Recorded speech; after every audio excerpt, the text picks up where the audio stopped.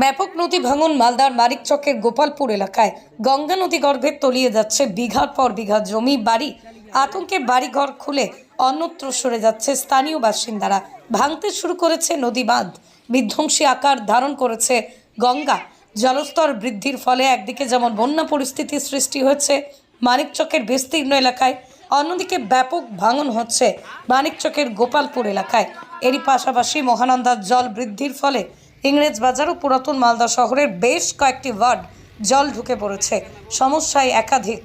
ছোট বাচ্চা নিয়ে গঙ্গার ধারে আছি, জায়গা জমি সব কিছু চলে গেছে। আমরা তিরপাল আর চাল আমরা কিছু চাই না।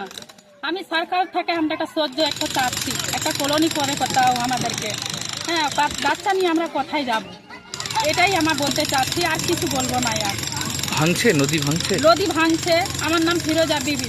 রোজ ভাঙছে নদী, ডেলি ভাঙছে। আমরা কোথায় যাব?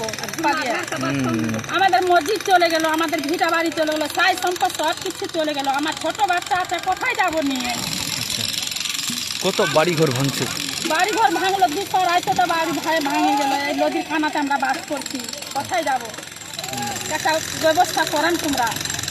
এখন কোথায় গেল মমতা, কোথায় গেল সাবিত্রী? এখন কেউ আমাদেরকে কেউ কিছু দেখছে না, সাহায্য কিছু করছে না। কি আমরা কি খেয়ে বাঁচবো বাল বাচ্চা নিয়ে? এটাই বলতে চাইছি, আমরা আর কিছু বলবো না। আর আপনার নাম? আমার নাম ফিরোজা বিবি।